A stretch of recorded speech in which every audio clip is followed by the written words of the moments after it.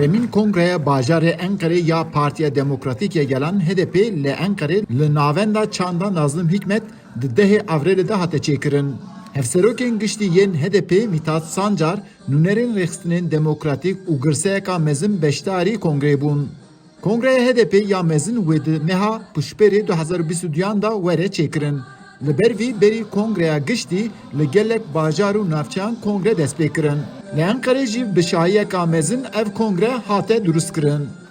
HDP ra serkeftin dixwazin û daxwaziya me ew ê ki Kurd ne tenê Tirkiyeyê çar parçeyê de Kurd bira azad bin, Başûr de cî, Bakur de cî, Rojhilat de cî, em Kurdan ra serkeftin dixwazin, serkeftin.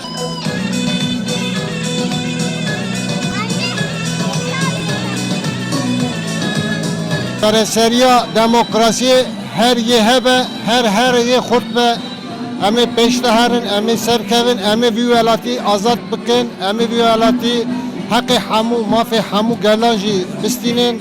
Hevserokên bajarên Enqerê yê HDP Pakize Sinemillioğlu û Wezîr Coşkun Parlak di kongrede aqaftin kirin.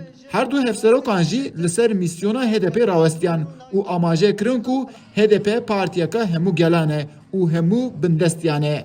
Li ser vê kongreyê Rewşenbîr Nurettin Sönmez jî ji dengê Amerîkayê re qise kir û hestê xwe wiha anî ziman. HDP wekî Partiya Jina ye, Partiya Ciwana ye, Partiya Karkerê ye, HDP Partiyekî Demokratîk ye, Partiya Aştiye ye. Di kongreyê de her du serok Pakize Sinemillioğlu û Wezîr Coşkun Parlak cardin bûn endam û di kongreyê de cardin hatin hilbijartin. Eyüp Demir, Dengê Amerîka, Enqere.